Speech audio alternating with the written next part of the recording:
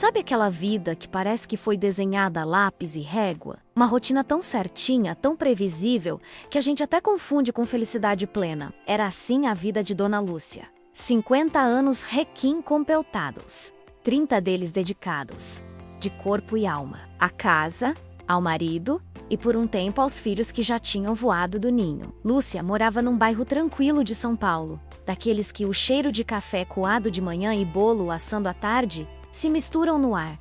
Ela era a personificação da dona de casa tradicional. Não tinha currículo, carteira assinada, nem sabia o que era um vezes e menos meio, direito, mas dominava a arte de manter um lar impecável. O Roberto, o marido, sempre dizia: Lúcia, você é a rainha deste castelo. Seu trabalho é aqui dentro. E ela acreditava piamente. O dia dela começava às 6. Arrumava a mesa para o café, passava o jornal para o Roberto. Ele era gerente numa transportadora. Um homem que andava sempre de camisa engomada e com cheiro de lavanda. E depois começava a ronda. A casa brilhava. O almoço era sempre caseiro. E à tarde? A tarde era reservada para sua paixão secreta e silenciosa.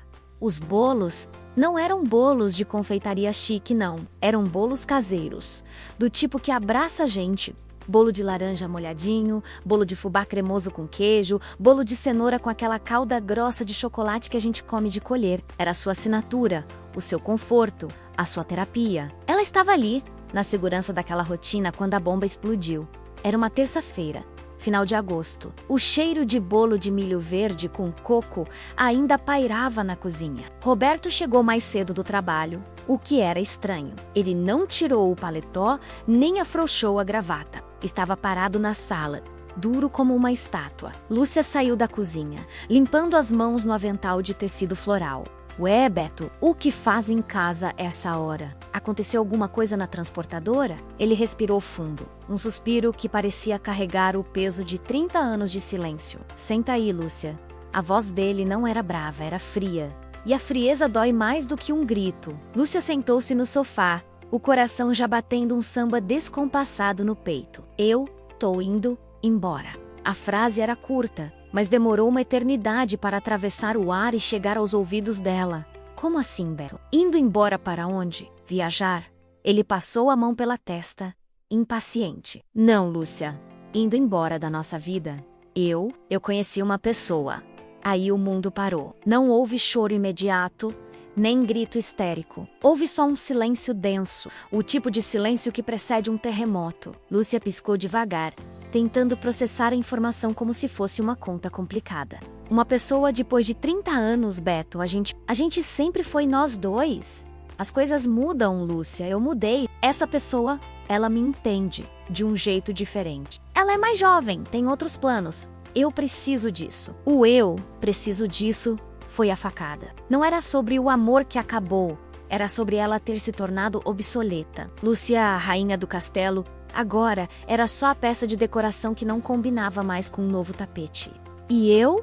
O que eu faço? Roberto pigarreou, voltando ao seu modo gerente de transportadora. A casa é sua, claro. Vou deixar um bom valor de pensão, por um tempo. O advogado vai te procurar amanhã para resolver os papéis. Ele falou em papéis como se estivesse falando de uma nota fiscal. Levantou-se, pegou uma mala de mão que estava escondida atrás da poltrona e se dirigiu à porta. Lúcia, ainda sentada, sentiu o sangue gelar. Você não vai nem se despedir? Ele parou na soleira da porta, olhou para trás com um cansaço que não era dela. Não tem o que se despedir, Lúcia. Você vai ficar bem.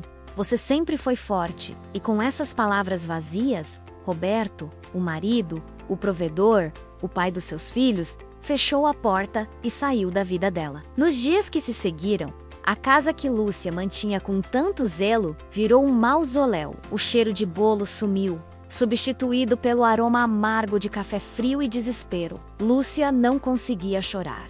Ela estava anestesiada, o choque foi tão grande que o corpo dela se recusava a processar a dor. Ela andava pela casa, limpando o que já estava limpo, mexendo em gavetas que já estavam organizadas, numa tentativa vã de retomar a rotina que Roberto tinha estilhaçado. Os filhos, o Fernando e a Patrícia, vieram correndo.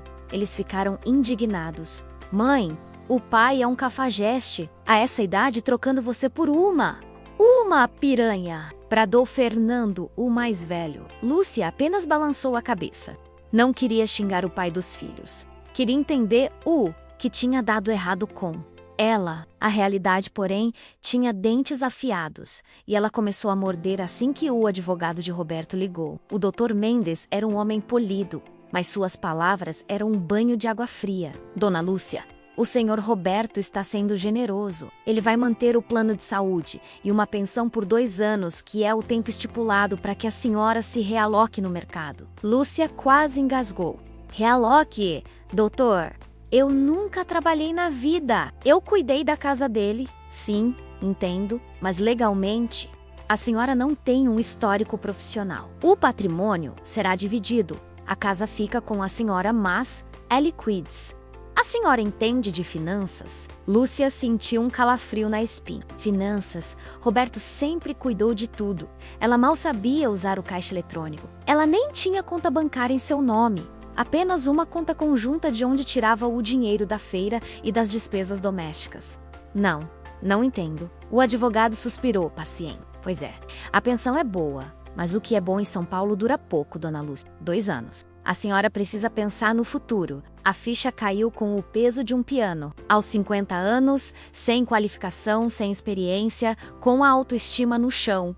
E dependendo de uma pensão que tinha prazo de validade, Lúcia estava falida. Não só financeiramente, mas existencialmente. Ela tentou fazer umas contas numa folha de caderno, usando a caneta que Roberto usava para assinar cheques. Pensão, R$5.000. Conta de luz. Uau! Telefone, condomínio, IPT Juan era $1.500. Supermercado, R$2.000. Remédios, imprevistos, sobravam uns trocados. E se o carro quebrar? E depois de 2 anos, ela teria 52. E o dinheiro cessaria. O pânico era uma névoa fria que a impedia de respirar. Uma semana depois, Lúcia estava no fundo do poço, sentada na cozinha. Ela não tinha coragem de ligar a televisão. O silêncio era interrompido apenas pelo barulho da geladeira, que parecia zombar da sua situação. Foi então que ela fez a única coisa que sabia fazer quando estava nervosa: assar. Não era para comer. Era para ocupar as mãos, para sentir o cheiro familiar da baunilha, para ter controle sobre alguma coisa. Ela pegou os ingredientes, mediu a farinha, quebrou os ovos. O forno ligado era um abraço quente no meio daquele inverno emocional. Ela fez um bolo simples de iogurte, com cobertura de limão. Ficou perfeito. Alto, fofo, com aquele perfume cítrico que abria o apetite. A vizinha do lado, Dona Dalva, uma senhora fofoqueira, mas de bom coração, tocou a campainha. Lúcia, minha filha, vim te ver. E que cheiro é esse parres-bolo do vó? Lúcia, constrangida, ofereceu uma fatia. Dona Dalva deu a primeira mordida, fechou os olhos e soltou um gemido de prazer. Meu Deus do céu, Lúcia, isso aqui não é bolo, é terapia. Por que você não vende essas maravilhas? Lúcia riu, um riso seco e sem humor. Vender. Dalva, eu não sou comerciante. Eu sou dona de casa. E qual o problema? Você faz isso melhor do que qualquer padaria chique. Sabe de uma coisa? A minha neta vai fazer aniversário mês que vem. Eu tô pensando em fazer uma festinha pequena. Você faria um bolo de chocolate pra mim? Pago o preço justo. O convite pegou Lúcia de surpresa. Vender. Ganhar dinheiro com algo que ela fazia por prazer. A ideia parecia ridícula, quase ofensiva. Ela, a esposa de Roberto, vendendo bolo para vizinhos? Mas o prazo de validade da pensão de Roberto ecoava em sua mente. Dalva, eu não sei. Nunca vendi nada. Pensa, Lúcia, é só um bolo. Faz o de chocolate com a cobertura de brigadeiro que você fez no Natal. É um pecado de tão bom. Lúcia prometeu pensar. Quando Dalva foi embora, ela ficou olhando para o bolo de iogurte. Era bonito, era gostoso. Era o único ativo que ela tinha. Nos dias seguintes, Lúcia começou a se sentir sufocada pela inação. Ela precisava reagir, precisava provar para si mesma que não era apenas o apêndice de um homem. Ela ligou para Dalva. Dalva, eu topo o bolo de chocolate. Mas você me ajuda a calcular o preço? Eu não faço ideia de quanto custa isso. Dalva, animadíssima, se tornou a primeira sócia informal de Lúcia. Elas fizeram as contas. custo dos ingredientes, gás, um pouco pela mão de obra. Chegaram ao valor de R$ 80. Lúcia sentiu as mãos tremerem ao receber o primeiro pedido. Era um bolo grande, para 20 pessoas. Ela não podia errar. Ela foi à feira, comprou o melhor chocolate, a manteiga mais fresca. No dia da entrega, ela trabalhou com uma concentração que não tinha há anos. O bolo saiu perfeito, alto, úmido e com uma decoração simples, mas elegante. Quando Dalva pagou os R$ 80, Lúcia sentiu algo novo. Não era o dinheiro em si, mas a sensação de que aquele valor tinha sido gerado por ela, pela sua habilidade, pelo seu esforço. Era o primeiro passo para a independência. O bolo de Dalva foi um sucesso na festinha da neta. Em um bairro onde a fofoca corre mais rápido que a internet, a notícia se espalhou. O bolo da Lúcia é o melhor da região. Em menos de um mês, Lúcia estava recebendo 3 ou 4 pedidos por semana. Eram bolos caseiros, simples, mas feitos com a alma. O boca a boca era seu marketing. A cozinha de Lúcia, que havia sido silenciada pelo abandono, voltou a vibrar. O barulho da batedeira e o cheiro doce de baunilha e canela espantavam o fantasma de Roberto. Ela precisou se organizar. Comprou um caderno grande de capa dura para anotar os pedidos e as receitas. O nome da empresa? Nem pensou muito. Um dia, Patrícia, a filha, olhou para um bolo de milho e disse: "Mãe, isso é um pedaço de conforto." Lúcia gostou. Por enquanto, era só os bolos caseiros da Lúcia. Mas o negócio, embora promissor, tinha limites. Lúcia estava usando a cozinha da sua casa, que era pequena. O gás de cozinha estava acabando rápido demais. Ela precisava de mais espaço, mais estrutura e, principalmente, mais capital de giro. E foi aí que o medo, que estava adormecido, acordou. Ela estava ganhando uns R$ 1, 500 por mês com os bolos, o que ajudava a aliviar as contas, mas estava longe de ser o suficiente para sustentá-la quando a pensão acabasse. "Mãe, você precisa formalizar isso", disse Fernando, o filho, numa visita. Ele era da área de TI e entendia de negócios. "Formalizar o quê, meu filho? Eu só faço bolo para vizinho." "Não, mãe. Você está vendendo um produto. Se você quiser crescer, precisa de uma cozinha industrial, precisa de CNPJ, precisa de um nome, uma marca." Lúcia sentiu um nó no estômago. Isso significava sair da sua zona de conforto. Significava virar de fato uma empresária. Ela, que mal sabia ligar o computador, "Não sei, Fernando. E se eu investir e perder tudo? O dinheiro que o seu pai me deixou é o único que eu tenho." O medo de arriscar era gigantesco. Lúcia tinha sido ensinada a ser segura, a depender, a não tomar decisões financeiras. Mas Fernando foi firme. "Mãe, você está reclamando da falta de dinheiro, mas está sentada em cima de um pote de ouro. Seus bolos são melhores que os da Sodier. O que você precisa é de coragem e um empurrão." Lúcia passou semanas em um dilema. De um lado, a segurança do pouco que tinha, do outro, a promessa de independer. Ela começou a ir a confeitarias e padarias do bairro, observando. Via as moças jovens, uniformizadas, usando luvas, máquinas profissionais. Sentia-se uma amadora, uma intrusa. Um dia, ela estava no centro da cidade, perto de uma loja que vendia artigos de confeitaria. Viu uma batedeira planetária enorme, daquelas que parecem máquinas de guerra. O preço era assustador. Ela voltou para casa desanimada. Talvez Fernando estivesse errado. Talvez o seu lugar fosse mesmo na cozinha de casa, fazendo bolos para pagar o gás. Mas a imagem de Roberto, saindo pela porta sem olhar para trás, a impulsionava. Ela não podia voltar a ser dependente. Ela não podia se dar ao luxo de fracassar. Lúcia decidiu que precisava de um mentor. Alguém que a ajudasse a entender o mundo lá fora. Ela se lembrou de uma antiga colega de escola, Marina, que tinha se tornado uma empresária de sucesso na área de eventos. Marina, ao ouvir a história de Lúcia, ficou furiosa com Roberto e imediatamente se colocou à disposição. "Lúcia, você está fazendo o mais difícil, que é o produto. O resto é logística e papelada. Vamos fazer o seguinte: você traz os seus bolos para eu provar e a gente faz um plano de ataque." Lúcia levou o seu famoso bolo de fubá cremoso. Marina, uma mulher elegante e prática, deu uma mordida e seus olhos brilharam. Lúcia, isso aqui é memória afetiva engarrafada. Você tem que vender isso em escala. Marina deu a Lúcia o primeiro passo prático. Além da cozinha, você precisa de uma marca, Lúcia. Algo que transmita essa sensação de conforto. E você precisa de um lugar para trabalhar que não seja sua casa, para separar a vida pessoal do negócio. Lúcia, hesitante, investiu um pequeno valor da pensão em um curso básico de empreendedorismo online, daqueles que o Sebrae oferece. Ela se sentia uma analfabeta digital, mas com a ajuda de Patrícia. Começou a entender termos como custo fixo, margem de lucro e ponto de equilíbrio. O maior desafio, ela descobriu, não era assar. Era lidar com o dinheiro. Lúcia precisava de um espaço. O bairro dela tinha várias lojas pequenas e vazias. Um dia, ela viu uma portinha alugando que tinha sido uma antiga loja de roupas. Era pequena, mas tinha uma boa fachada de vidro. E, o mais importante, uma boa estrutura elétrica para aguentar fornos maiores.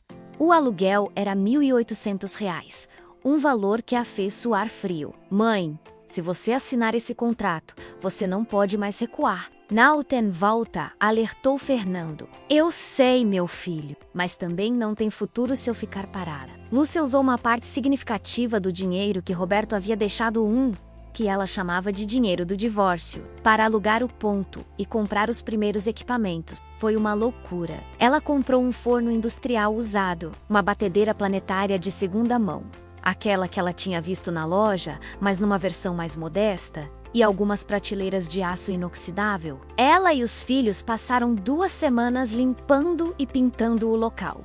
Lúcia escolheu cores claras, um amarelo suave e branco, para transmitir a sensação de limpeza e aconchego. Para o nome, ela pensou muito. Queria algo que remetesse à casa, à infância, Marina sugeriu. Conforto da vovó? Não, muito clichê. Bolos da mãe Lúcia? Que tal a casa do bolo afetivo? Lúcia gostou, mas queria algo mais simples, que soasse mais brasileiro, mais direto. Um dia, enquanto finalizava um bolo de laranja, ela olhou para a massa perfeitamente assada e disse: "Isso aqui é um abraço." E assim nasceu o nome. O abraço da vó Lúcia. Embora ela não fosse avó ainda, o vó remetia à sabedoria e ao carinho. A inauguração foi marcada para o final de setembro. Lúcia investiu quase R$ 15 mil, apenas em equipamentos e reforma básica. Isso a deixou com o coração na boca. Se falhasse, estaria na rua em menos de 1 ano. A inauguração foi um evento simples, mas emocionante. Dalva e outros vizinhos vieram prestigiar. Lúcia estava nervosa, vestindo um avental novo, branco e limpo. Ela não era mais a dona de casa Lúcia, era a empreendedora Lúcia. Os primeiros meses foram uma montanha-russa. O produto era excelente, disso ninguém duvidava, mas a logística era um pesadelo. Lúcia não tinha experiência em gerenciar estoque. Comprava farinha demais, ou leite de menos. O gás acabava no meio da fornada. O tempo de entrega era incerto, pois ela mesma fazia as entregas de carro, o que a obrigava a fechar a loja no meio da tarde. O problema maior era o financeiro. Ela vendia muito, mas o dinheiro parecia sumir. Ela anotava tudo no caderninho, mas misturava as contas pessoais com as da loja. O dinheiro do aluguel da loja se misturava com o dinheiro da pensão. O dinheiro que deveria ser reinvestido, ela usava para pagar a conta de luz atrasada da casa. No final do 3º mês, Lúcia fez a primeira contabilidade séria, sentada com Marina e Fernando. O resultado foi devastador. Mãe, você está vendendo R$ 6 mil por mês, mas seu custo fixo é R$ 4.500 menos, explicou Fernando, apontando para a planilha. O lucro é muito pequeno, e você está pagando o seu próprio salário com o dinheiro que deveria ser para comprar mais farinha. Mas eu estou trabalhando tanto, exclamou Lúcia, sentindo as lágrimas nos olhos. Eu sei, Lúcia, mas você não está precificando o seu tempo. Você não está pagando a si mesma. Você está trabalhando para manter a loja, e não para ganhar dinheiro, disse Marina, suavemente. O pior veio em seguida. Lúcia percebeu que para manter a loja aberta, ela já tinha usado R$ 8 mil da pensão que Roberto havia deixado. Ela estava afundando. O medo se transformou em terror. Ela tinha arriscado tudo, saído da segurança da sua casa, estava prestes a falir. Lúcia pensou em desistir. Pensou em colocar uma placa de passo U ponto na fachada e voltar para o anonimato da sua casa, aceitando que a vida dela era simplesmente ser sustentada. Ela ligou para a Dalva, chorando. Dalva, eu não vou conseguir. É muito difícil. Eu sou uma cozinheira, não uma empresária. Dalva, com a sabedoria de quem já tinha visto a vida virar do avesso, respondeu: Lúcia, para de frescura. Você pegou o pé na bunda do seu marido, jogou fora 30 anos de dependência e abriu uma loja sozinha aos 50 anos. Você tem medo do quê? De uma planilha? O seu problema é que você faz o melhor bolo do mundo, mas não sabe cobrar por ele. A frase de Dalva foi um tapa na cara. Lúcia secou as lágrimas. Ela não tinha se divorciado de Roberto para se divorciar do seu próprio sonho. Ela precisava de um plano de emergência e precisava dele rápido. Ela tinha 1 ano e meio de pensão restantes e quase nenhum capital de giro. Ela sentou com Fernando e Marina mais uma vez. Vamos fazer o seguinte, disse Lúcia, com a voz firme. Eu preciso parar de fazer bolo por pena e começar a fazer bolo por lucro. Vocês vão me ensinar a cobrar e eu vou ter que diminuir o custo. O primeiro corte foi doloroso. O aluguel era muito caro. Lúcia fez o impensável. Ela decidiu que a loja não seria apenas uma cozinha de produção, mas também a sua casa. Ela conversou com o proprietário do imóvel e negociou. Eu vou transformar a parte de trás da loja em um minúsculo apartamento. Eu vou morar aqui. Assim, economizo o aluguel da minha casa e o aluguel da loja. E fico com o dinheiro da pensão para reinvestir. Fernando e Patrícia ficaram chocados. Mãe, você vai morar na loja? Sim. Se essa loja vai ser o meu futuro, eu tenho que estar aqui 24 horas por dia. Eu não sou mais a rainha do castelo, eu sou a operária da batedeira. A decisão foi radical e dolorosa. Ela teve que alugar a casa onde viveu por 30 anos, o que geraria uma renda extra. Mas era um adeus ao seu passado e se mudar para os fundos apertados do abraço da avó Lúcia. Aos 50 anos, Dona Lúcia estava literalmente recomeçando do zero. Ela estava dormindo ao lado do seu forno industrial. Mas pela primeira vez, desde que Roberto a abandonou, ela sentia que o seu destino estava, finalmente, em suas próprias mãos.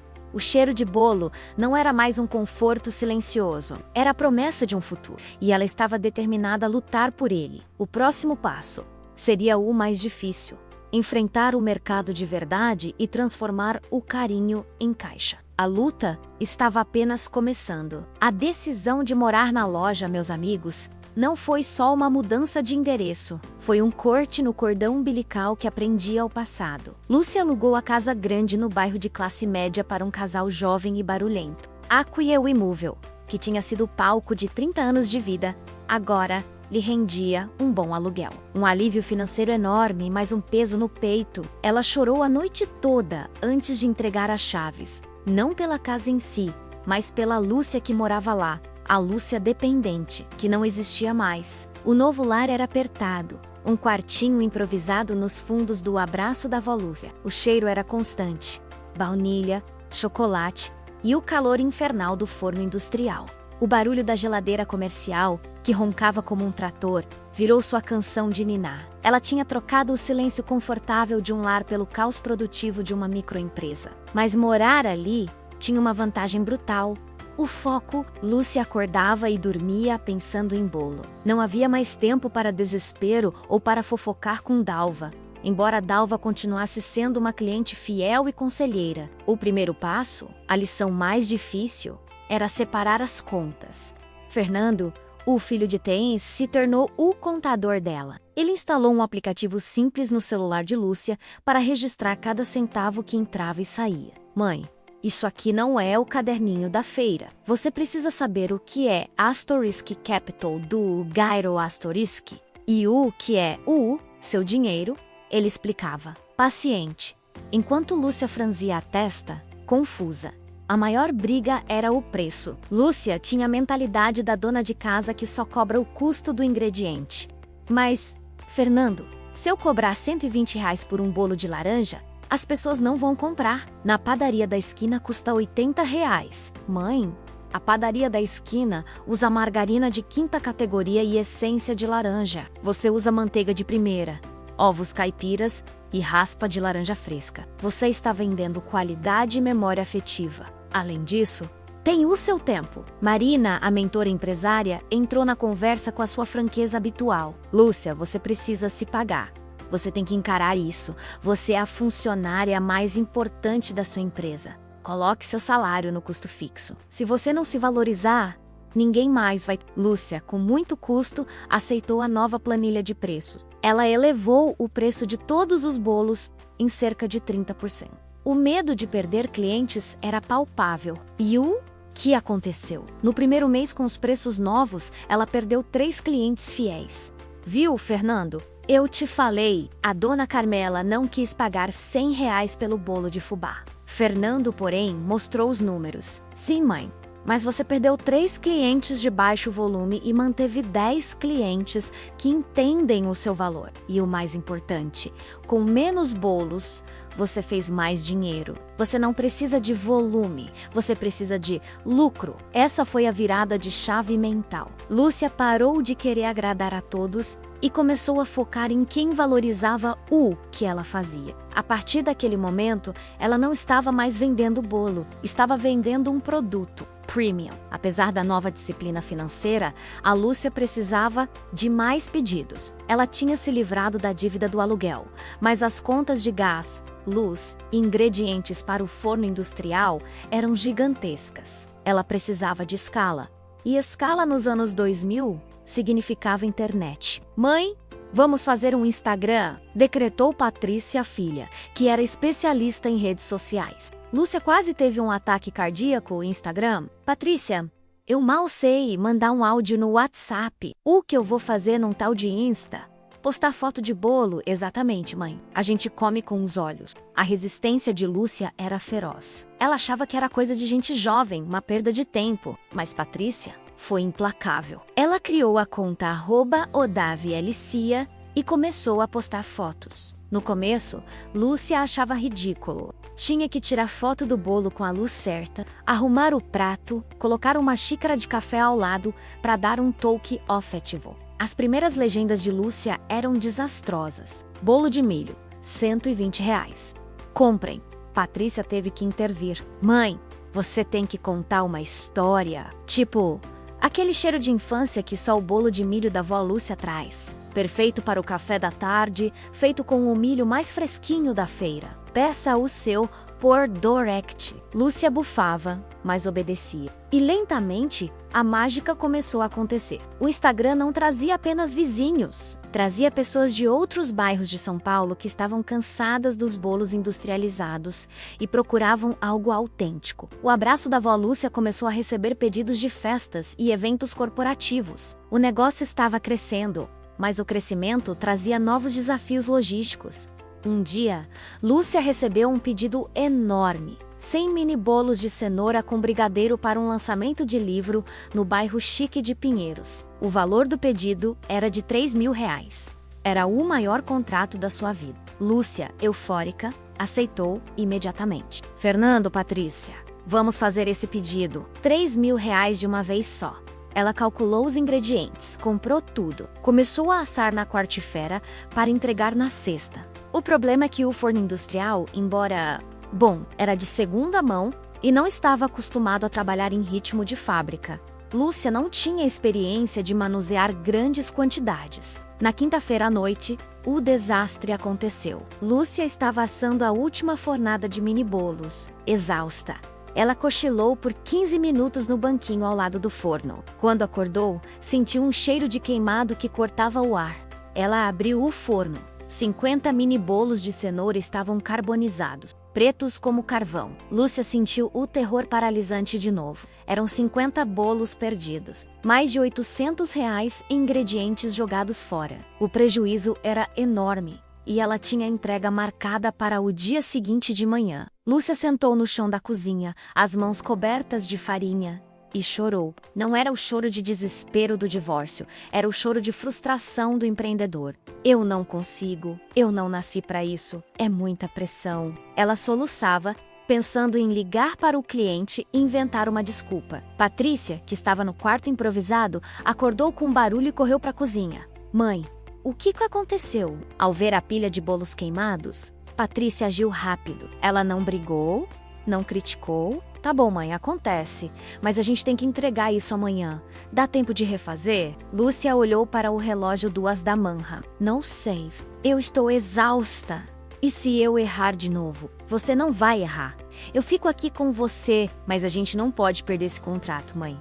É a nossa reputação. Naquela noite, mãe e filha trabalharam lado a lado como nunca antes. Patrícia ajudava a pesar os ingredientes. Lúcia focava apenas na técnica de assar. Elas terminaram a fornada de reposição às 6 da manhã. Lúcia estava acabada, mas o pedido estava pronto e impecável. A entrega foi um sucesso. O cliente ligou para elogiar a qualidade, mas o prejuízo financeiro daquela noite de terror foi um baque. Lúcia teve que usar quase todo o lucro do mês para cobrir o custo dos ingredientes perdidos e o gás extra. Ela estava de novo no vermelho. A crise dos mini-bolos ensinou a Lúcia a lição mais valiosa. Ela precisava de ajuda. Ela não podia ser a padeira, a contadora, a entregadora e a faxineira ao mesmo tempo. Com o coração na mão, ela decidiu contratar a primeira funcionária. Ela precisava de alguém que fosse de confiança e que entendesse o ritmo da cozinha. Ela se lembrou de uma moça jovem, a Jéssica, que trabalhava na padaria do bairro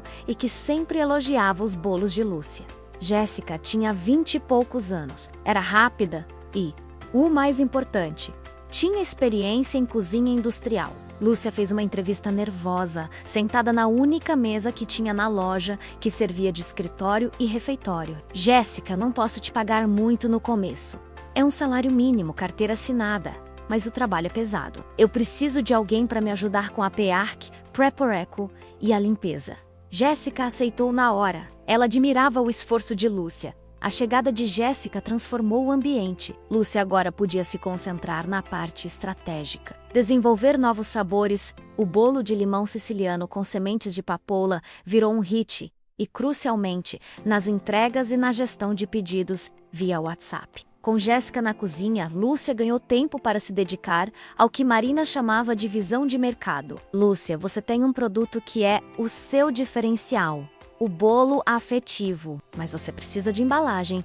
Que grite isso! Lúcia investiu o fio que sobrou do dinheiro do divórcio em embalagens personalizadas. Caixas de papelão craft, com o logo o abraço da avó Lúcia impresso, em um tom de verde suave, amarradas com barbante rústico.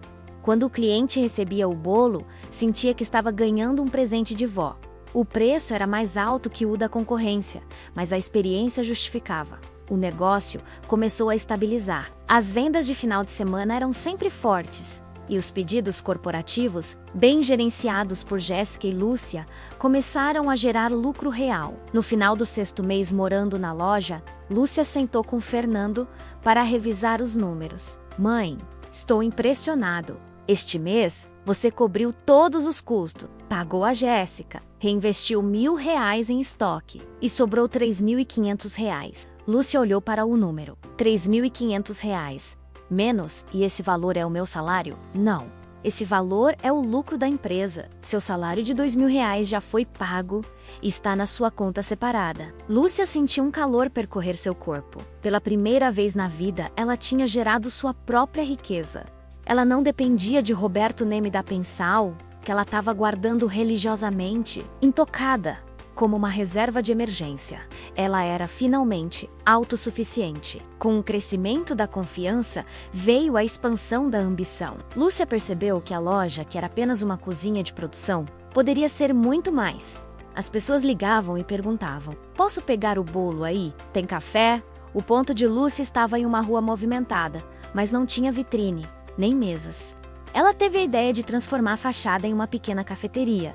Um lugar onde as pessoas pudessem comprar uma fatia de bolo e tomar um café coado na hora. Essa ideia era um salto de fé ainda maior do que alugar a cozinha. Significa lidar com o público, com serviço de mesa, com vigilância sanitária e, principalmente, com mais investimento. Marina foi a primeira a apoiar. Lúcia, você tem a melhor cozinha do bairro. Agora, Você tem que ter a melhor sala de estar. As pessoas querem o abraço, querem sentar onde o cheiro de bolo é forte. Lúcia usou parte do lucro acumulado e, pela primeira vez, pegou um pequeno empréstimo de R$ 5.000 no banco, com a ajuda de Fernando. Ela, que sempre teve pavor de dívidas, estava tomando um empréstimo para investir no seu futuro. Isso mostrava o quanto ela tinha mudado. O pequeno salão de vendas foi reformado em tempo recorde. Lúcia instalou um balcão de madeira rústica, 2 mesinhas pequenas e, o toque final, um cantinho com um bule de café sempre quente. Ela inaugurou a cafeteria na primeira semana de primavera.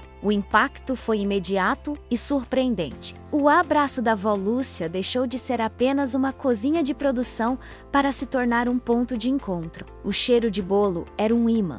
Os vizinhos, que antes só encomendavam para festas, agora vinham todos os dias tomar café e comer uma fatia. Eram senhoras aposentadas, estudantes, casais jovens, todos em busca daquele conforto simples. Lúcia, agora no balcão, não estava mais escondida atrás do avental de dona de casa. Estava de frente para o público, sorrindo, conversando. Ela era a anfitriã. A vida de Lúcia estava de cabeça para baixo, mas de um jeito bom. Ela ainda morava no quartinho minúsculo nos fundos, mas agora olhava para o forno industrial com carinho, não com pavor. Aquele forno era sua nova âncora. Um ano após o divórcio, Lúcia era uma microempresária estabelecida. O abraço da avó Lúcia estava faturando R$ 8.000 a R$ 10.000 por mês, com uma margem de lucro saudável. Ela tinha 2 funcionárias, Jéssica e uma jovem para o balcão, e estava planejando comprar um segundo forno. O sucesso, porém, trouxe a inevitável atenção de Roberto. Ele sumiu da vida dela por quase um ano, vivendo sua nova vida com a jovem com outros planos. Mas Roberto, o gerente de transportadora, era obcecado por controle e status. Ele começou a ouvir sobre o sucesso de Lúcia através dos filhos e de antigos amigos em comum. As pessoas perguntavam: Roberto, sua ex-mulher está rica. O bolo dela é famoso. Roberto, que esperava que Lúcia estivesse em casa. Deprimida e implorando por mais dinheiro, ficou furioso e, ao mesmo tempo, intrigado. Um dia, ele apareceu na porta do abraço da avó Lúcia. Era uma quarta-feira chuvosa. A loja estava cheia. Lúcia estava no balcão, vestindo seu avental verde água, sorrindo enquanto servia um café para uma cliente. Roberto entrou, vestindo seu costumeiro terno engomado, parecendo totalmente deslocado no ambiente rústico e acolhedor. O cheiro de bolo de laranja era forte. Lúcia o viu. O coração deu um pulo, mas não de dor, e sim de surpresa e uma ponta de satisfação. Roberto se aproximou do balcão, ignorando a fila. Lúcia. A voz dele era a mesma, autoritária e fria. Lúcia respirou fundo, apoiando as mãos no balcão de madeira. Roberto, o que você quer? Eu vim ver o que você está aprontando. Fiquei sabendo que você virou vó Lúcia e tá vendendo bolo na rua. Ele olhou ao redor, desdenhoso. Isso aqui é muito pequeno. Você está morando nos fundos, não tá? Lúcia manteve o sorriso, mas os olhos brilhavam com determinação. Sim, Roberto. Estou morando nos fundos e estou vendendo bolo. E veja só, tô pagando minhas contas, sozinha.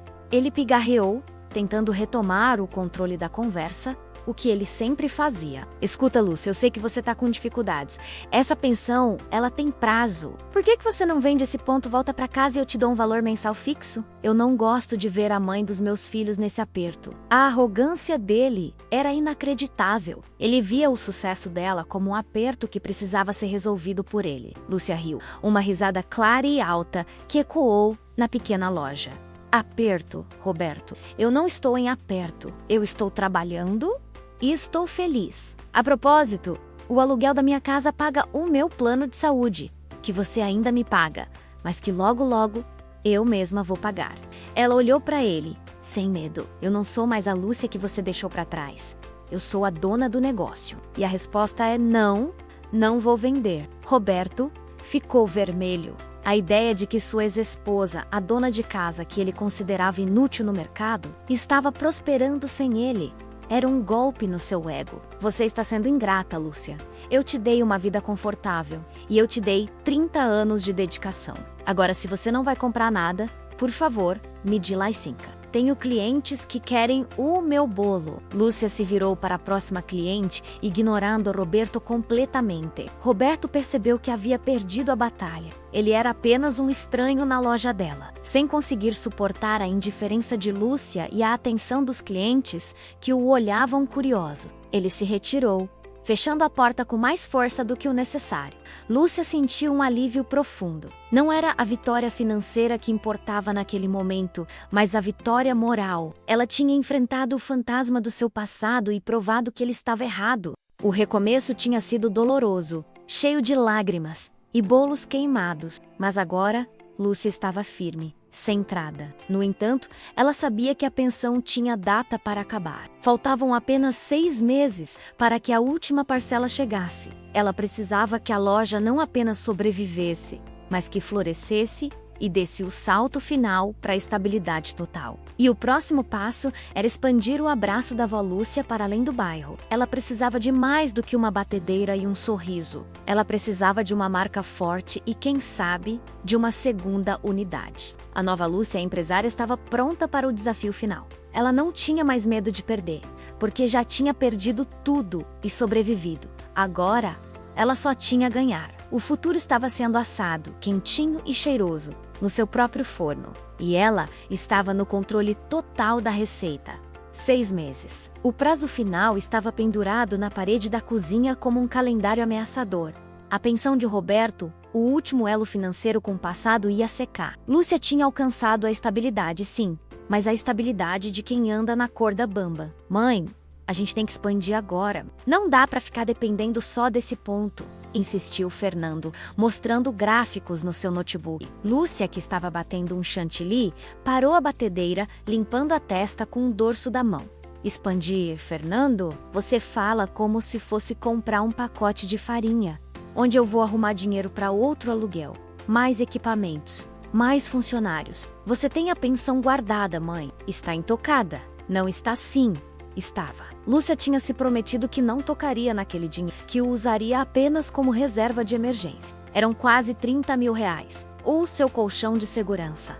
Esse dinheiro é o único que me resta de segurança. Eu não posso arriscar tudo. Marina, a mentora, apareceu naquele momento, tomando um café na beirada do balcão. Lúcia, entenda uma coisa. Segurança não é dinheiro parado no banco. Segurança é ter um negócio que gera lucro suficiente para cobrir qualquer imprevisto. Se você usa essa reserva para abrir uma segunda unidade que dobre seu faturamento, você não está arriscando, você está investindo na sua liberdade. A ideia parecia insana, mas Lúcia sabia que elas estavam certas. O bairro onde estava era fiel, mas o crescimento era limitado. Para sobreviver a longo prazo em São Paulo, ela precisava de visibilidade e de um público com maior poder aquisitivo. O alvo, uma galeria movimentada no coração do bairro vizinho, Vila Madalena, conhecida por ser um polo gastronômico. Lúcia e Fernando encontraram um espaço pequeno, mas perfeito, um quiosque charmoso, com uma vitrine onde o bolo podia ser exposto como joia. O aluguel era o dobro do que ela pagava no seu primeiro ponto onde ela também morava, o que tornava a comparação injusta, e o custo de adaptação era astronômico. O banco exigia uma entrada robusta para o empréstimo. Lúcia olhou para o extrato da poupança onde os 30 mil reais da pensão repousavam. Ela respirou fundo, fechou os olhos e, com a mão ligeiramente trêmula, assinou a transferência. Era a queima da ponte. Não havia mais volta. Lúcia estava finalmente 100% por conta própria. O processo de abertura da segunda loja foi o caos organizado. Lúcia teve que se desdobrar. Ela era a gestora de obras, a negociadora de preços de balcões e a compradora de equipamentos. O maior desafio era a duplicação da magia. O abraço da avó Lúcia não era só a receita, era a mão dela, o toque dela. Eu preciso de alguém que asse como eu, ela disse a Jéssica, a funcionária que já era quase um abraço direito. Jéssica, a jovem ágil e dedicada, sorriu. Dona Lúcia, eu aprendi tudo com a senhora. Se a senhora me dar a chance de gerenciar a cozinha da nova loja, eu garanto que o bolo de lá vai ter o mesmo cheiro. Lúcia confiou. Ela promoveu Jéssica gerente de produção e contratou mais 2 funcionárias para o balcão e para a limpeza.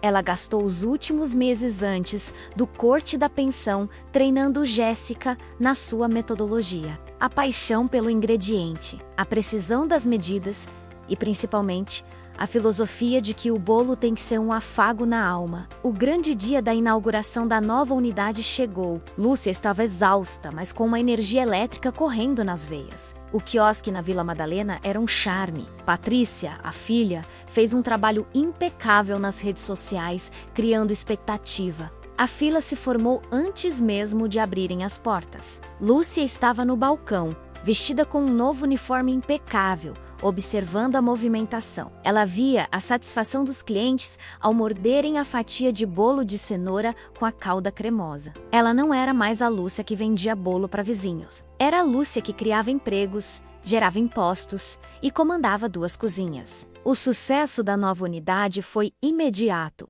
O ponto era estratégico, e a marca, que já tinha crescido no Instagram, atraía um público que buscava exatamente aquele tipo de experiência artesanal. Com a nova loja, o faturamento da empresa saltou. Lúcia conseguiu, rapidamente, cobrir os custos operacionais da expansão e começou a pagar as parcelas do empréstimo sem sufoco. O dia mais significativo, porém, não foi a inauguração, mas o dia em que a pensão de Roberto cessou. Era uma manhã fria, final de março. Lúcia estava no seu primeiro ponto, no balcão, tomando o seu café coado. Ela abriu o aplicativo do banco, sentindo um frio na barriga que a lembrava dos dias do divórcio. O valor que Roberto depositava mensalmente não estava lá. A conta dele estava silenciosa. O prazo havia expirado. Lúcia fechou os olhos. Não sentiu dor, nem raiva, nem medo. Sentiu uma paz profunda. Ela abriu a conta jurídica do abraço da avó Lúcia. O saldo era robusto, mais do que suficiente para cobrir todos os custos do mês, pagar os salários que ela havia aumentado e ainda lhe render um lucro pessoal que era o triplo do que a pensão de Roberto lhe dava. Ela não precisava mais dele, não dependia dele. Lúcia pegou o celular e mandou uma mensagem para Marina, a amiga que a havia empurrado para o abismo do empreendedorismo. Marina, a pensão acabou. Eu estou livre. Estou rica em bolo. Marina respondeu com um emoji de taça de champanhe. Naquele dia, Lúcia não fez nenhuma festa. Ela simplesmente continuou trabalhando, mas com um sorriso diferente. Um sorriso de quem sabe que construiu o seu próprio castelo e que este castelo cheira a fubá e baunilha. O tempo passou e Lúcia floresceu não só como empresária, mas como mulher. Aos 50 e poucos anos, ela tinha uma vitalidade que não tinha na juventude.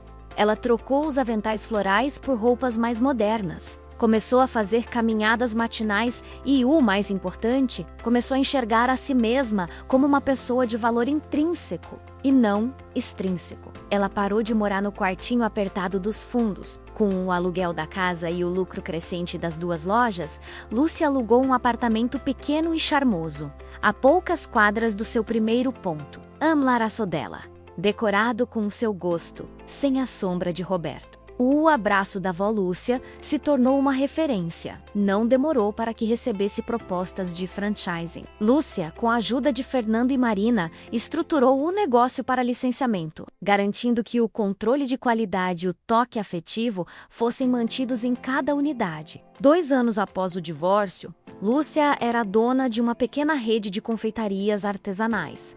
A ex-dona de casa, que não sabia ligar um computador, estava dando palestras em eventos do Sebrae sobre como transformar a paixão em negócio. Um dia, Dona Dalva, a vizinha que deu o primeiro empurrão, estava sentada no balcão da primeira loja, tomando seu café e comendo um bolo de iogurte. Lúcia, você lembra daquele dia que o Roberto te deixou? Lúcia sorriu, servindo mais café. Lembro, Dalva. Foi o pior dia da minha vida. E olha você agora. 2 lojas, quase abrindo a terceira. Lúcia apoiou-se no balcão, olhando a rua movimentada. Sabe, Dalva, o Roberto sempre me disse que meu trabalho era ser a rainha do castelo, que meu lugar era dentro de casa. E eu acreditei que, sem ele, eu não era nada. Ela pegou uma colher e mexeu o café, pensativa. Mas o que ele não entendeu é que a minha habilidade não era limpar a casa. A minha habilidade era transformar ingredientes simples em algo que as pessoas amam. E a minha força não era ser dependente, Era Sear, Resilient. Lúcia olhou para Dalva, com os olhos brilhando de orgulho. O Roberto me deu o pé na bunda, mas me deu o empurrão que eu precisava. Ele me tirou da zona de conforto e me jogou no mundo. E no mundo, eu descobri que eu não sou apenas uma esposa, eu sou uma criadora. Ela gesticulou para a loja cheia, para o cheiro delicioso que emanava da cozinha. Essa loja, Dalva, é o meu castelo, e a rainha sou eu. Aos 53 anos, Dona Lúcia, a ex-dona de casa abandonada, tinha reescrito sua história. Ela provou para o mundo, e principalmente para si mesma, que o recomeço não tem idade e que a maior receita de sucesso é ter a coragem de transformar a dor em farinha, o medo em fermento e a paixão em lucro. E o cheiro do bolo era a prova mais doce e cheirosa de que a vida, quando a gente assume o controle da receita, pode ser infinitamente mais saborosa. E Lúcia, a avó Lúcia, estava apenas começando a servir o seu melhor. De 1 a 10, que nota você daria? Deixe nos comentários. Assim saberei que chegou até o final e o quanto esta história emocionou você. E se ainda não fez, deixe seu curtir, inscreva-se no canal e compartilhe este vídeo com quem aprecia histórias com lições de vida. Obrigado por estar aqui e até a próxima.